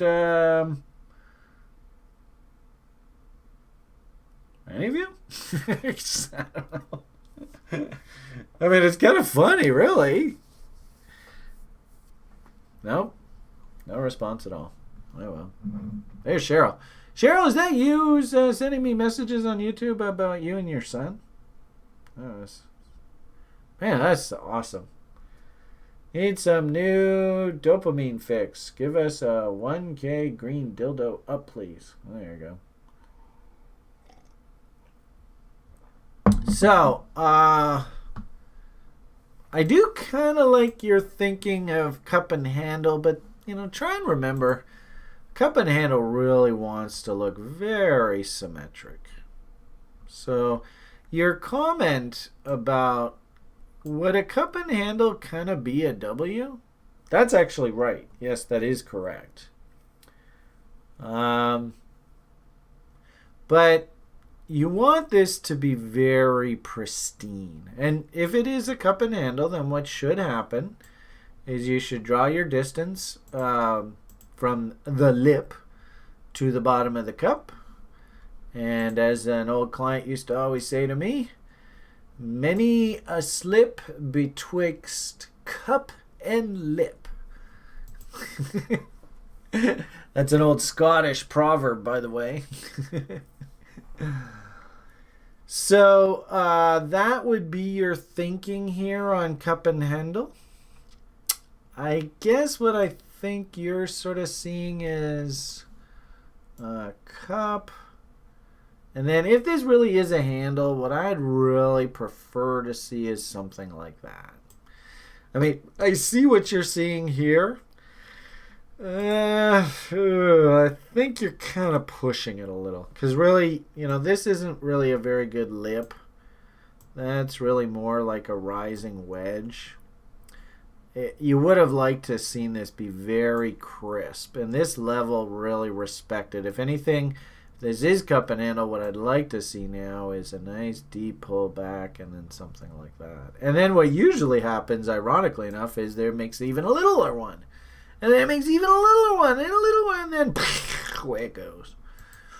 So I don't know whether I really like cup and handle thinking here. What I do like is I like the fact that we have location now. We're coming into tax loss selling season. Keep in mind, anybody that bought this that's like, I do stock investing or, mutual funds, all that kind of stuff. If they bought anywhere in here, and let's say, I don't know, they bought Amazon last April, and they're sitting on a massive capital gain, they're actually going to go look through their portfolio for assets that are underwater. Why? Because they got a huge capital gain bill that's owing on that Amazon stock trade. So how do you get out of paying that tax bill? Well, go find something that's a loser and go and book that capital loss. Capital loss offsets capital gain, no tax implication. So what I see with a lot of this, and this actually makes a lot of sense to me, is dead cat bounce. Market was oversold, and divergence. I mean, Willie's stupid. You've heard me talk about stupidness before lots. Dead cat bounce, boing. In fact, actually, this dead cat bounce should actually be interesting. What would be sort of a very natural, normal dead cat bounce level? Any of you level oneers, you should be able to answer this question. And this Sunspun guy says he's doing exactly that. He's letting his losers go. Sounds to me like Sunspun, you probably are ready to run your own channel. I want to watch your videos. Hey, bro, hoo-hoo. Excellent answer. You're the only one who was listening to me. So, this dead cat bounce, did it actually do what it should do, what it normally does? And we just draw our little fib tool, and gee whiz, oh, there's 38.2. It did actually everything that it's supposed to do on dead cat bounces. So, that's kind of amusing. So, divs are coming in. We got location. What's next? Now what do we want to see? Anyone? I want to get so good at this that all of you guys are going, show me location, show me divergence, show me this, and away we go, right? Sunspun, when's your video coming out? Good. Quark. Quack? Quark. Nice. Bro. Okay, so Ella Varn, great answer, W. But please understand there are many different structures that we can trade. Remember I showed you that fractal structure? That's a tough trade. Empire, very, very difficult for new people to take that trade. It's a tough trade. I suppose you could argue, hell, I'm a sharpshooter. I'm going to go in and buy this fractal. That's tough. And What did we say this fractal off the daily chart actually looked like off the 4-hour chart? Anyone? Remember I put a box right around it? I went, holy fuck! www buy the what? Buy the fucking what.com? Somebody? Hey, remember I did this? There's your W. Do you see the W? That's what I want you to see. All right, take it easy, Andre. What time is it? I still got a little bit of time. I got to go off and service the boy. I give big shout out to CLS, Community Living Services here in BC. Dave, I sure hope you watched the video I put together for you there last week. If anything, I absolutely love being a part of that world, because none of those people, they don't have any idea about, trading or capitalism or celestial events, or they're just like, what the hell's going on in this world, right? They're because they love working with people with special needs. These people really have a special place in my heart. I'd really love to try and give back to them. I wonder, there must be some way I could maybe, what might be a good idea?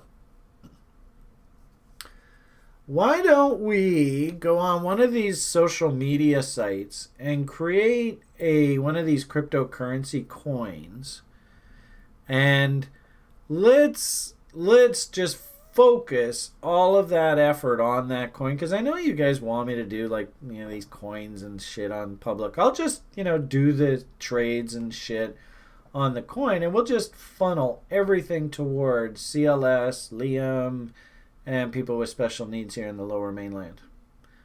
I like that idea. So if you're listening through this video, because we get a number of people that watch these videos, if you like that idea, give me some feedback. There was somebody who had suggested a week or two ago that I go and create one of these things. What was the website called? It was called something. mintme.com. So I went on there and I kind of played around with something, but I wonder if this might be a good way where we could just create this thing, have all of the proceeds, everything directed towards sort of special needs or something. So then that way, if you're participating in this, then it isn't some sort of shill or something. That might be if you're watching this, you like this concept. I mean, I like doing these free shows. I'll just take the trades that I show you. I mean, hell, I think I went and bought some of this Ubic today. Did I guys show you this? I mean, this is exactly my kind of investing. So this was a name that I like, and I mean, there was one of the guys that was involved in this story. I thought he was a friend. I don't know. I haven't heard anything from these guys in forever. They all just sort of vanished after the 17 peak. But anyway, we have a bunch of people who are interested in this story at TRI. But, I'm like, don't chase, don't chase, don't chase. So this would be a perfect example of something that, if we did one of these kind of like community coin kind of thing, special, set it up to service a special needs community or something along those lines, I would just say, hey, let's go pick up some of this for that. So if you guys like this idea, if you'd like to try and help me try and figure out how to do this, leave comments, suggestions. And like I said, there was somebody suggested this Mint Me website. I don't know whether that's a scam. I mean, you know me, I don't know the crypto community that well. So, give your feedback, Brian, yep, that's actually a good place. Yeah, let's, do something there, whatever. Or if you've got a better idea or something, how we can put this together. Don't even have to attach it to TRI. Just completely separated. This is just purely, let's call this the YouTube broiler chickens thing. Whatever. Something, food for thought. Something to think about, okay, guys? So, anyway, point of the matter here is this is something that actually I just bought. Not very sexy. People probably aren't going to, give me a whole bunch of subscriptions because I bought this. But I'll tell you, I feel pretty damn good that I'm going to make money on this. I mean, you tell me, has this thing got any room at all to move up here? I can't even see where the fuck I bought this. But I'm just patient, and I'll just accumulate, and all that kind of stuff. So, anyway. Okay, back to your question. I'm kind of scatterbrained here a little bit. What would I suggest if you were bullish? Keep in mind, green boxes, that's a buying level, so that's not bad. We're a little bit above sort of acceptable buy levels. We're bumping up against 38.2. We're above value here. You can see where Mr. Hoagland would be interested. If we draw our fibs, what do you think the odds are? Reload zones. Oh, look at that. There's Kavarkinator. And wasn't this Kavarkinator's Kavarkinator? Yeah. So that's like a double Kavarkinator level. www.doublethekavarkinatorlevel.com. Fuck me. I mean, that's a level if I've ever seen one. So that's how I would be sort of looking at this. And interesting, even off of the short term, you can see M's coming in on RSI, Willie. Oh, the selling volume is ramping up. So coming in on the buy side here doesn't make any sense. And like I said earlier, this is tax loss selling season. So this is actually exactly, especially, I don't know whether this, maybe when Bitcoin fucking goes apeshit into this 21st of December event, these kind of things all ultimately come down and finish their bottoming pattern into that December event window. I like that trade. So whoever asked, simple answer is no. I wouldn't consider this a cup and handle. It's going to need, it would have to stop against that level and then consolidate for cup and handle. We definitely know off the daily charts there's no W anywhere in sight there. But the slick traders, if we drill down to those lower time frames, I think you can see you got cute little divs coming in on that event. There's the W. You draw your 38.2 off the entire range. And that's probably the trade right there. And it looks like it's already happened. It's come and gone. Right, if we went by that W, which happened to be, like we said, it was nice fractal off the daily charts. You're going to take profits at 38.2 tags. It's a 3.67 risk reward. Actually, that's even a bit high, isn't it? There. 7 to 1. Hey, that's like a Julian type risk reward trade. 8 to 1. 7 to 1. I don't know, somewhere in there. I mean, you might have just said, well, Brian, hey, I'm not going to be so greedy as you greedy son of a gun. I'm just going to look for a 50% retracement of this range. So, that is probably a little more realistic. That produces a 4 to 1 risk reward. How many of these kind of fucking trades, this video is not made for children. Sorry, Cheryl and your child. I'm corrupting him terribly. How many trades in 10, if you had 10 trades, and every single one was a minimum of 4 to 1 risk reward, how many trades have to actually work for you just to break even?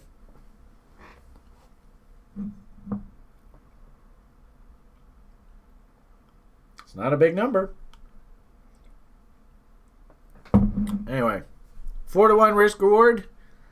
If 4 trades in 10 produced a 4 to 1 risk reward ratio, you'd be stinking rich, Colleen. Do the math. I mean, at 4 to 1, that's an insane number. You only need like 2, just to be a scratch trader. So I've told you guys repeatedly, if you're watching this video for the first time, get a goddamn journal out, strap on your seatbelt, and watch these videos for like the next year or two, because that's about how long it takes to get up to speed here.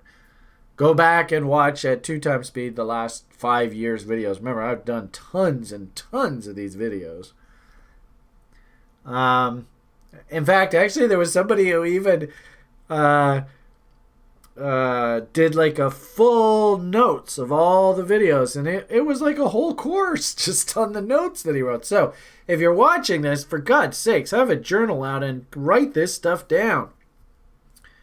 But the key to making money from trading the markets, and actually it's fascinating, we're actually seeing viewers leave Just about to give you the secret to actually making money from trading.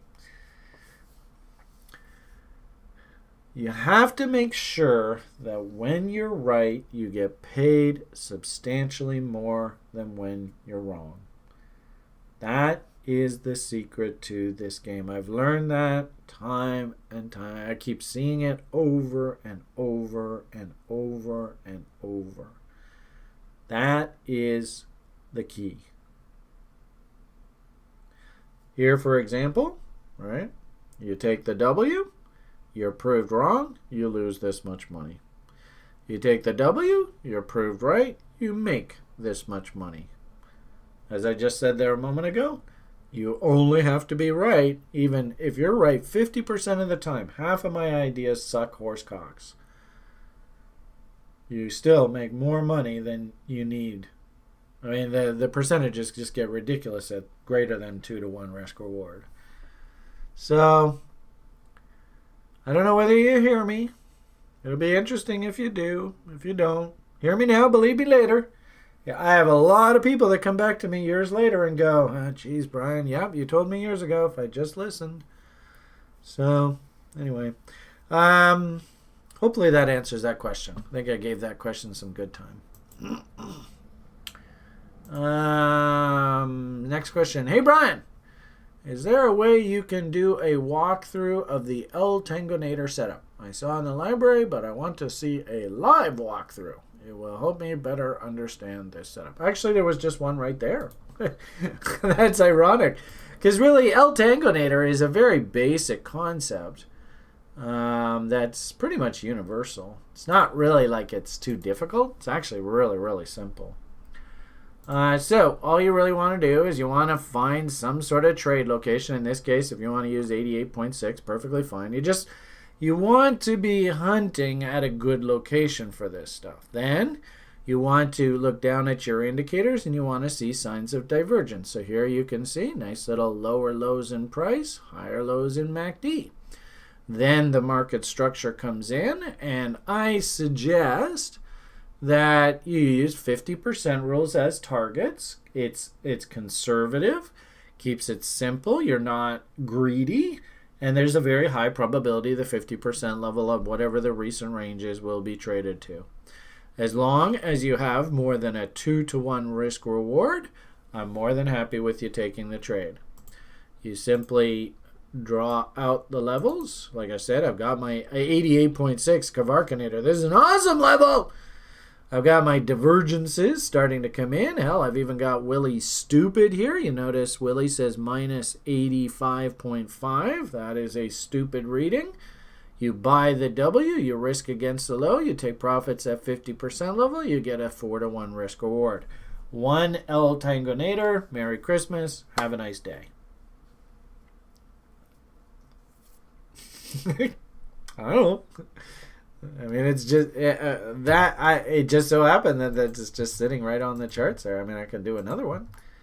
They're usually pretty obvious. I mean, that's the irony of the El Tangonator. People often like try to overthink this stuff. It's just really, really simple. I just pulled up any old stock. This happens to be Microsoft. Ugh. Let's go on a daily price chart. What do we got here? Oh, there's one.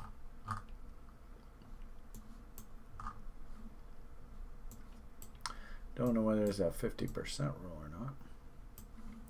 I'll go down to maybe like the 4-hour. Oh, that's not bad.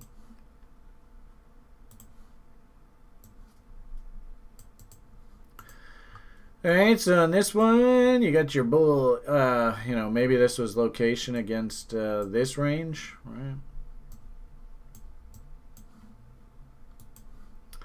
You say, I want to come in. Yeah, let's go off of that low. Boom. I'm going to try and buy against the bottom end of the range. I got all these tails. I got that tail, that tail, that tail. There's Kavarkanator's level. Maybe I'm not that good and I can't hit Kavarkanator. But we're coming into location. We're below value on the profile. Don't worry about that for El Tangonators. That's a little bit more advanced. We can put that away. All right, you look down at your indicators and you see, gee whiz, look at all these. You guys just did this, right, with MACD. So you got, actually that's there to there, isn't it?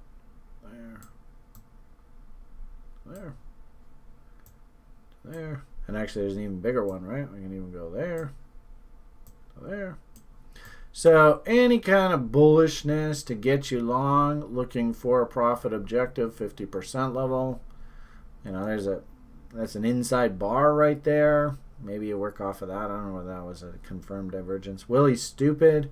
I think the signal here, you can see this actually looks like a Davo almost. Volume was a little light. But lots and lots of signals take you up top here. Maybe not the best 50% roll. Let's get something that's a little more volatile. Maybe the gold market. Hey, there's a nice volatile market. Let's see. Can we find an El Tengonator here? Oh, there's a big one. So in this case, you know, what's your trade location? Maybe you're thinking something like AB. I think this is the one in the library that we have. As there was a bullish ABCD. So up top here. That. And remember, off of these, right, the alt A, B, C, D, you go boo-ba-da-boo. And you go extensions. So alt A, B, C, D could take us up to 127. And as high as 1.618. So it looks to me, and I just quickly eyeballed this, but it looks to me like that was a fail at that 127 level there. Point here is you see the market way up top here, and you're kind of like, gee whiz, this kind of looks like it's exhausted. Maybe, is it possible we might get a 50% retrace? Like so at this point, and do you use that whole range? I don't know. That's a tough one. You might just done 50% level here. But if I zoom in, so you know what? For this one, why don't we go off of this? We'll make it easier. We'll go off of that low. Oh, look at that. That might even just set up nice and easily. So I'm going to use the 50% level as my target objective. I'm going to ask, do we have any signs of divergence? Remember, we have trade location. We're beyond ABCDs. We're hitting 127s, 113s. You know, the harmonic guys are starting to get interested. You look down at your momentum indicator. You notice that, gee whiz, we're making lower highs, or excuse me, higher highs and lower lows in price. But we're making lower highs on the MACD indicator, and Willie is stupid. You even have RSI divergence if you want to use that. So, I mean, really, this one's pretty simple. I mean, you gotta have balls, but there's an M. There's the 50% level. 3.22. 3.32 risk reward. So, there's another El Tangonator. So, big rally. Like I said, we have A, B, C, D objectives. We've got divergence coming in on your indicators. You can see even OBV went into divergence here. Confirmed OBV divergence. Level 1ers. Quick question. Let's see if any of you are here. Rush and Ming. Do we like OBV divergences? Are they kind of powerful? We learn this, people. We love, well, more importantly, OBV divs. Like, if you get a div in OBV, holy shit, Muslim. So, you know, this is an El Tangonator with an OBV div. Oh, super sex.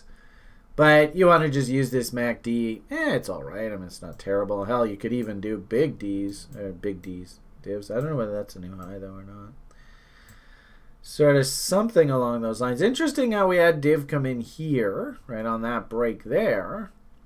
But notice no M really came in here. That's why I really like to hunt the M following the divergence confirmation. So there's another example of an L tangonator. Let's see. Wow, look at that one. So I don't even know what you'd use as a 50% level, but if you use this as a 50% level, was it already hit? I don't know. But look at this divergence, just massive. So market went to new highs, but look at this divergence. Actually, I think we see this on Bitcoin right now. Scary. See that? So at this point, you're like, oh, shitty. So, all right, now I need some sort of structure. Not really the prettiest of M's here, but, let's just work the numbers. Let's see what we got. We're going to sell that M. We're going to risk to new highs, and we're going to take profits at the 50% level. So that is 1.82. Oh, bastards. Well, maybe I'll work my order at the candle body low because I really want that 2 to 1. And gee whiz, look at that. Bang, 2 to 1. So location, I don't know what our location is here. I mean, maybe you could do A, B, C, D's, whatever. Market's zipping higher. Market's pushing to new highs. But then, oh boy, look at these massive divs coming in here. Willie Stupid again. Right? Are you guys seeing the connection here of Willie Stupid? Oh, look at that. We just lost like 10, 15 viewers. Wonder what I said. Oh, well. So, let the divergence come in. Let Willie be stupid. Hunt the M. Hit that thing at 50% roll. Pretty simple. Hell, this looks like a bullish divergence. I mean, it goes back both ways, right? You could go, oh, it's a 50% level going back up. And, maybe this was actually, that's not bad, right? Because technically that's a reload zone, right? And that's the original market structure bottom down there. So you can go, where the hell's my reload zone? There it is. And go like that. And say, well, Brian, if it gets down to that W area, that's where I really want to be a buyer. So you let the market come off. Let the market dump into Kavarkanator's level. That son of a bitch, eh? Jesus Christ, he's making a lot of money. As we're coming into these levels, notice what the MACD's doing.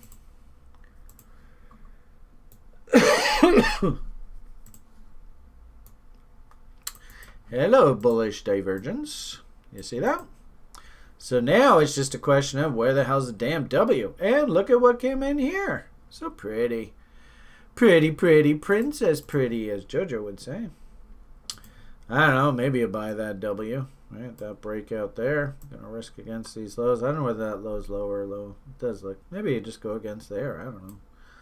Something like that, 50% level. The key here to justify this is you really want to see 2 to 1. So if you saw that and you're kind of like, well, if I'm gonna risk against this low, I gotta get paid. So maybe it pops up here and you're kind of like, wow, geez, that looks good W. It looks like a clothesline W.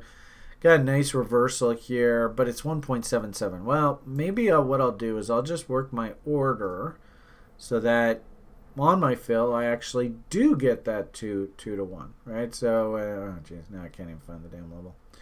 Anyway, it's somewhere in here, right, where you're going to want to maybe work your bid. And, through this, actually, you get filled. Of course, can't do it. Drive me crazy. Something like that. I don't know. I'm just eyeballing this. I mean, I suppose you want to be really slick. Hey, that's a kick-ass little W right in there. You can just say, I'm going to take this shot. 50% level, 2.26. All right, we're good to go. Got divs all over the place. Willie Stupid. W's coming in. Let's rock and roll. Oh, there's another example. Okay, so whoever asked that question, I gave you about 3 or 4 examples. Location, what location tool you want to use. As you move through the program, we'll give you tons and tons and tons of location tools. Level 1, we teach you primarily the fibs. Fib tool works great. So location for you in level 1 is all about reload zones and extension levels. I would prefer you concentrate on reload zones right now. Really get into the habit of trying to force yourself to buy against lows, sell against highs. That's kind of like this thinking. This is your ideal entry kind of thing that I'd love to see you learn coming out of level 1. Right? Wait for the reload zones. Wait for the indicators to start getting bullish. Wait for your structure and then get in there. That, if you can learn that coming out of the level 1 program, you're good to go.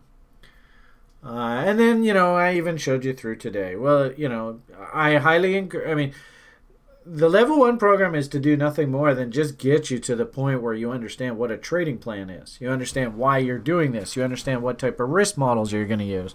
You understand the basics of what the hell a setup is. You start getting introduced to some really basic setup concepts, like the trend continuation with the bot, or like range trading with the El Tangonator.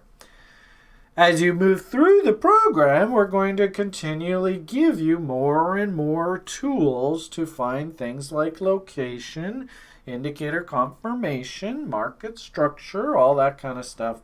And so by the end of the education program, you have this massive tool belt. There might be like 100 different tools in your tool belt. And all you're going to do is just pick and choose which 3 unrelated tools you like to use. So, certainly can't say after the level 1 program you're done. If anything, you're just getting started.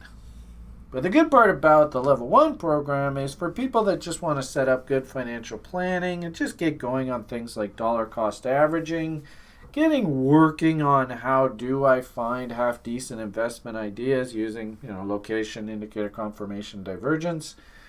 I think it's a good start. It gets you headed in a good direction. I really like Graham and Shartoshi and Kavarkanator.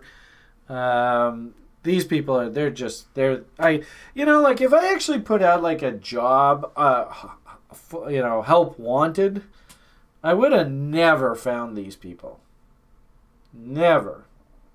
Damn got moved. What the hell does that mean? You should at Quark. I went from knowing jack shit to knowing the basic stuff. Can't wait to take level 2. I may take a quarter off so I can really focus level 1 because there's a lot of information. Yeah. I'm not going to sugarcoat it. But you're right. This is a lot of information. So FYI, we have 3 school terms through the year, and it's sort of like just like a typical university program. It's like trimester. Beginning of the new year, we'll start up a new intake, the winter term. So we'll be playing basketball, all that kind of stuff through that term. Then we have a spring-summer term, which is kind of fun because usually that's a generally uppy type time of market, so people are in pretty good mood. And then we have the fall term, and usually the fall term, they don't call it the fall for nothing. So usually the fall term, it's a bit sanguine. So actually, ironically enough, this is just business as usual. It's remarkable when you do this stuff year in, year out, how incredibly cliche this business is. Let's see if any of you on YouTube can answer or finish this line. If you learn this, investing is so fucking easy. It's ridiculous how easy it is. But nobody ever wants to learn this. So, I'm going to finish today's video off with this. And I want to see everybody answer this. Make me happy. Hit that like button. Ring Colleen's bell. Actually, ring Cheryl's bell. But you got to ring Cheryl's son's bell too, because he's got a little tricycle beside her. Buy when it, sell when it. Thank you. I know you guys in the hangout. You guys are all gonna get this. It's perfect. Right. But you people on YouTube, you have to learn this. You do. You gotta somehow learn it. And if you don't, you're wasting your time. There you go. Good job, everybody. Good to see. Okay, why don't we leave it at that? Looks like I answered the few questions that we did have. You know, if you are struggling through the school, please reach out to our team. We've got so much support on the site now. Take advantage of the free screeners. I mean, hell, hey, look at that. Actually issuing a buy signal on Google. Get ready. The Goog is about to goog. Oh, interesting. We're getting sell signal on the Australian dollar here. I swear, man, this platform is so fucking cool. Interesting. You know, we were just talking about the DeFi names. Now they're kind of pointing higher. That dot, they've got these proxies now, dot down and LTC up and all that kind of. I swear, man, this platform's so awesome. Ah, can't wait. Now, like I said, I've got a whole bunch of my own personal screeners. I'm a big fan of key reversals and engulfing patterns. And actually, like I said, I like to just get a good gauge of where the market's temperament is and how many stocks look like they're poised to rally and crypto and stuff. And actually, the screen results right now are all coming out that there is just a ton of crypto names all setting up. And the signals are coming in now. So it's like the altcoins, these aren't buys, but they're telling you, hey, I'm starting to get into very interesting trade locations. So I think that's it. And that makes sense, right? Tax loss selling, you know, shitcoins are usually crappy right at the end of the year. It doesn't mean they're going to go straight up, but like I showed you with that UBIC chart, that's perfect. I mean, this is exactly the kind of market that I like, right? Now I got everything in place where I'm not walking into a trap coming in and actually considering spending my money here. So, okay, enough rants. Have yourselves a great day. Hit that like button. Hit that subscribe button. Ring Colleen's bell.